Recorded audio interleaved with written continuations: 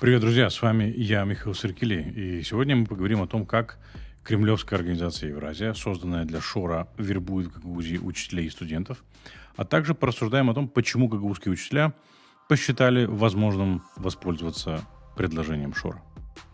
Наши коллеги из редакции «Нокта» на этой неделе идентифицировали нескольких учителей из Гагаузии на фотографиях в аккаунте фонда «Евразия», который в последнее время развернул бурную деятельность и организует различные мероприятия для студентов, учителей и других категорий граждан из стран бывшего СССР, а особенно из Республики Молдова. В основном там участвуют люди из стран, приоритетных для кремлевского влияния на данном этапе, в том числе и из Республики Молдова. Эта организация проводит то некие форумы, то медийные школы, то экскурсии и обещает какие-то гранты. Шор активно выступает от имени этой организации и заявил недавно, что этот фонд будет открывать некие евразийские лицеи в странах Евразийского экономического сотрудничества, в том числе и в Молдове. Хотя Молдова не входит в Евразес, но почему-то вошла в сферу интересов этой организации. Учитывая предыдущую деятельность Шора и тот факт, что эта организация финансируется Кремлем, совершенно очевидно, что она продвигает не развитие образования, а интересы Кремля. Судя по всему, их задача завербовать как можно больше людей, в том числе и из бюджетной сферы, привязать их к себе как можно крепче, халявными поездками, деньгами и какими-то несбыточными обещаниями, и дальше использовать их для продвижения нарративов Кремля и реализации задач, которые имеют одну единственную цель — дестабилизацию страны и установление контроля Кремля в этих странах, в том числе в Республике Молдова. Покопавшись немножко в сообщениях и публикациях этой организации, мы обнаружили, что некоторые проекты, реализуемые фондом Евразия, например, бесплатные экскурсии по Москве, будут проводиться до 11 октября. Крайний срок программы по выдаче грантов фондом Евразия — 2 сентября. Размер грантов, которые предлагает фонд Евразия, от 200 тысяч до 1 миллиона рублей. Как-то так получается, что 1 миллион рублей — это 10 тысяч евро. Ни на какую мысль это не наводит. 10 тысяч евро — это сумма, которую можно ввозить в Молдову, не декларируя. И еще кое-что. Все эти программы заканчиваются аккурат в разгар кампании по президентским выборам и референдумам в Молдове. Я имею в виду программа грантов и программа экскурсий в Москву. Как же так получается, что вся деятельность целого фонда Евразия, которая, как утверждается на сайте фонда, нацелена на объединение стран всего континента, сконцентрирована на Молдове, которая не является членом Евразийского союза? И вся эта деятельность сконцентрирована аккурат перед выборами президента Молдовы и референдумом по вопросам интеграции нашей страны в Европейский Союз.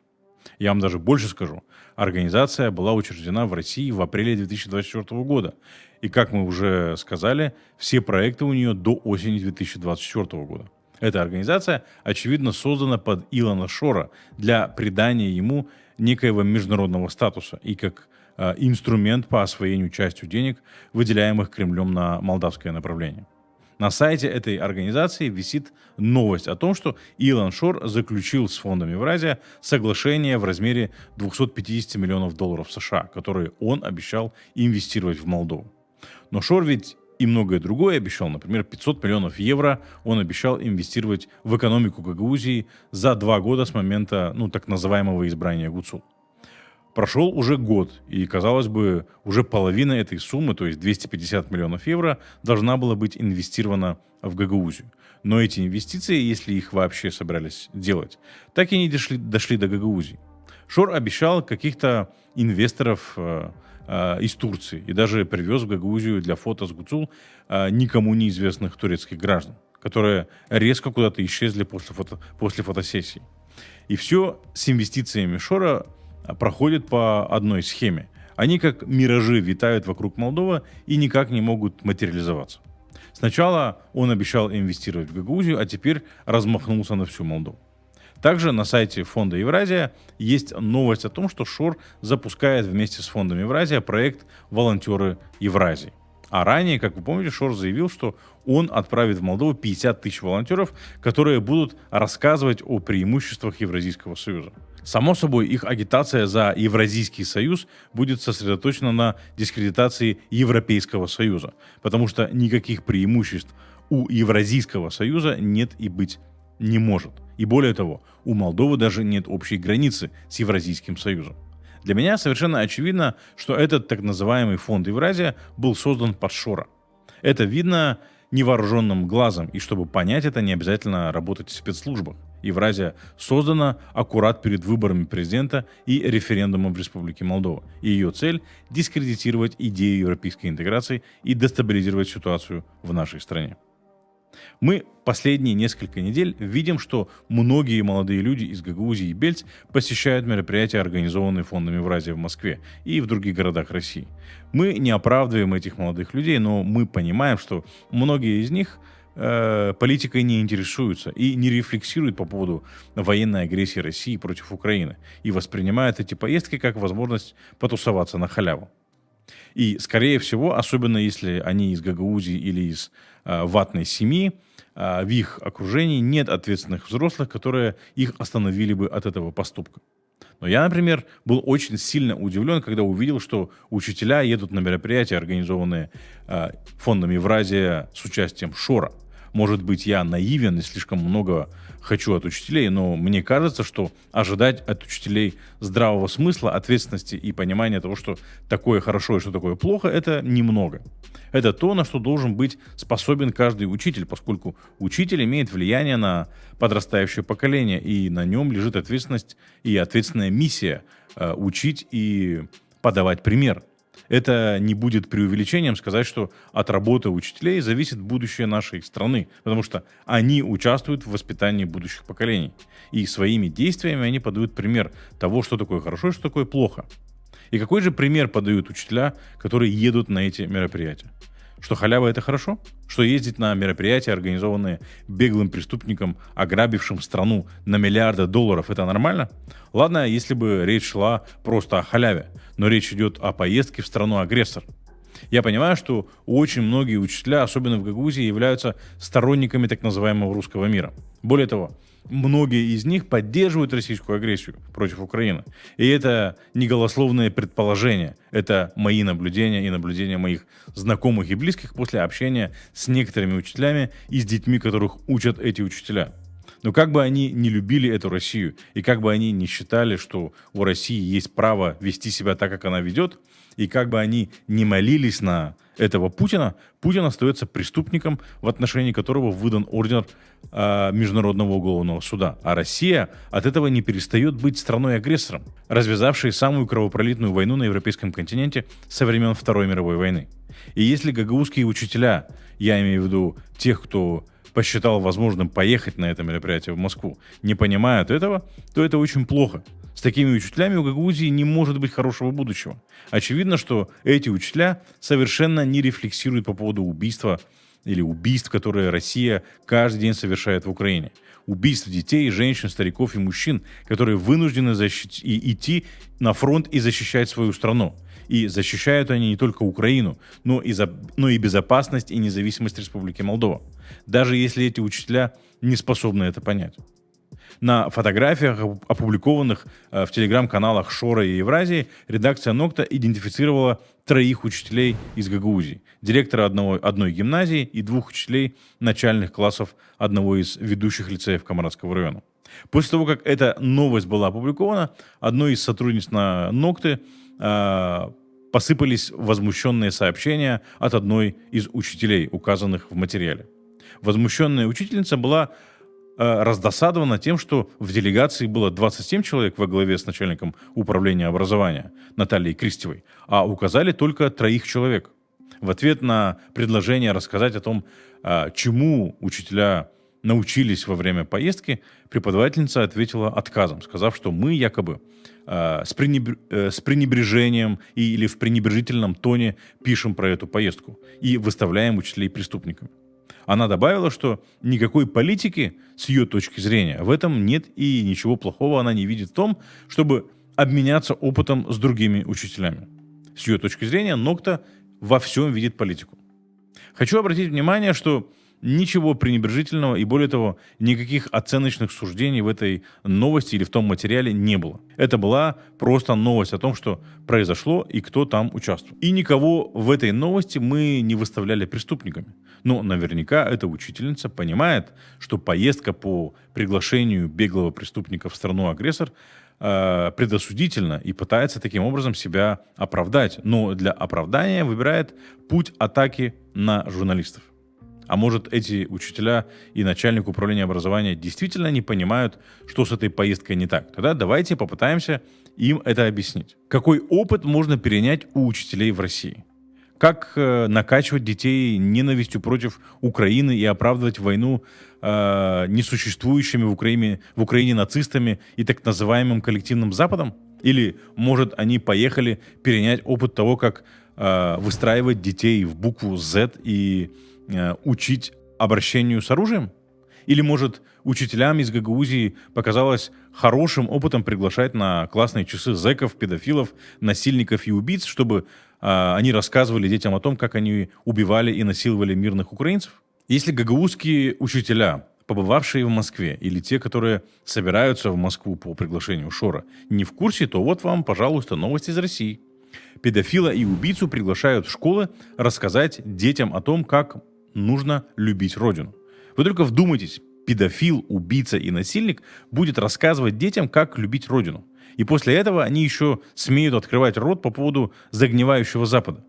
Это такой опыт гагаузские учителя хотят перенять для Гагаузии. Если преподаватели из Гагаузии не в курсе, то в Молдове болонская система образования, от которой Россия отказалась и пошла по какому-то там своему пути. И в целом есть вопрос, что такого выдающегося продемонстрировала российская система образования. И что значит, что мы видим во всем политику?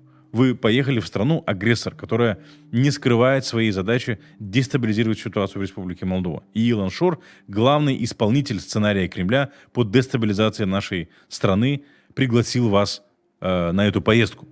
И это не скрывает ни Кремль, ни Илон Шор. Это самая настоящая политика. Вас вербуют в организованную преступную группировку Илона Шора, финансируемую страной-агрессором. И если вы этого не понимаете, то это еще хуже. И извините, как бы пафосно это ни звучало, но это самый настоящий саботаж в отношении своей страны, которая платит вам зарплату не хуже, а даже лучше, чем в России платят учителям. Достаточно загуглить, чтобы увидеть, что средняя зарплата в России это 30 тысяч рублей или 6 тысяч леев. Тогда как в Молдове средняя зарплата в системе образования от 7 до 11 тысяч леев. Так ради чего гагаузские учителя поехали к Илону Шору в Москву? Перенимать опыт, который нам не нужен и, более того, опасен и вреден? Нравится гагаузским учителям или нет, но государство Республика Молдова солидаризируется с Украиной, как и весь цивилизованный мир. И это же не просто так, потому что так захотелось Майе Санду или Игорю Гросу или Дарину Ричину, а потому что поддержка Украины соответствует нашим национальным интересам. Поддержка Украины — это поддержка международного права, которое вероломно нарушила Россия, напав на Украину. Международное право гарантирует существование таким автономиям, как Гагаузия, например. И если учителя не в курсе, то российская агрессия направлена не только против Украины, но и против Республики Молдова, потому что 20% нашей страны оккупировано Россией. И осуждая российскую агрессию против Украины, Республика Молдова защищает свою независимость, суверенитет, целостность, которая нарушает Российская Федерация. И посещая мероприятия, организованные беглым преступником в стране-агрессоре, которая покрывает этого беглого преступника от молдавского правосудия, это саботаж интересов молдавского государства, которое, еще раз повторюсь, создает условия для учителей не хуже, чем в России. И с точки зрения условий труда, и с точки зрения заработной платы, а даже лучше. Если кто-то из учителей в Гагаузии забыл или, может, не в курсе, то зарплату учителям в Гагаузии платит государство Республика Молдова. Не Владимир Путин, не Илон Шор, не Евгения Гуцул и даже не бюджет гагаузской автономии, а центральный бюджет Республики Молдова. Поэтому я считаю, что такие поездки гагаузских учителей — это самый настоящий саботаж, не говоря о предательстве. И эта ситуация в очередной раз наводит нас на мысль о том, нужна ли гагаузская автономия в таком виде, в котором она существует сейчас. захваченная организованной преступной группировкой, которая целиком и полностью контролирует не только административные, финансовые и экономические ресурсы Гагаузии, но и человеческие. Сначала захватили исполком и купили Народное собрание. Потом гагаузское радио и телевидение. И, как мы видим, захватывают, если уже не захватили, всю систему образования Гагаузии. И более того, Шор умудряется делать это, не находясь в Республике Молдова, а находясь в Москве. Очевидно, что гагаузское сообщество не в состоянии добиться того, чтобы особый правовой статус работал на интересы гагаузского сообщества.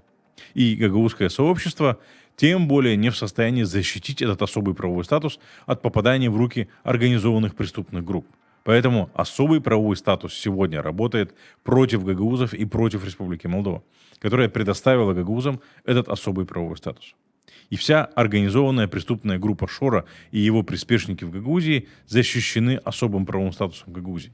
Министр образования, который отвечает за всю систему образования Республики Молдова, в том числе и в Гагаузии, не может уволить Наталью Кристеву, начальника главного управления образования Гагаузии, потому что Кристева защищена особым правовым статусом. Поэтому Кристева, работая на Шора и пользуясь защитой особого правового статуса, фактически вербует учителей и учеников в ОПГ Шора. И это не первый случай, когда Кристева, пользуясь своими должностными обязанностями или должностными положениями, использует систему образования в интересах ОПГ Шора. Давайте вспомним марш, который Шор организовал в феврале этого года в честь десятилетия незаконных референдумов в Гагаузии. Тогда в нарушении закона Кристева издала приказ и распространила по школам обеспечить на этом марше присутствие учителей и детей, пытаясь вовлечь детей в политическое мероприятие, организованное ОПГ Шора. После шумихи в СМИ и вмешательства чиновников из Кишинева Кристева этот приказ отменила. Недавно появились сообщения, что лучшие выпускники Гагаузии посетили бал «Алые паруса» в Санкт-Петербурге. После этого появилась информация, что некоторых детей использовали для перевозки шоровских денег в Молдову. Так я задам еще раз вопрос. Для чего создавалась гагаузская автономия? Для сохранения гагаузского языка и культуры и повышения уровня благосостояния всех гагаузов или для обслуживания интересов организованных преступных групп в угоду России? Поездка гагаузских учителей в Россию под руководством начальника Главного управления образования Гагаузии не имеет ничего общего с интересами Гагаузии и развитием системы образования в автономии. Это нужно только Шору, который, повторюсь, в интересах Российской Федерации подрывает независимость и суверенитет Республики Молдова и подрывает благосостояние в Гагаузии. И мне кажется, учителя должны быть в состоянии это понять.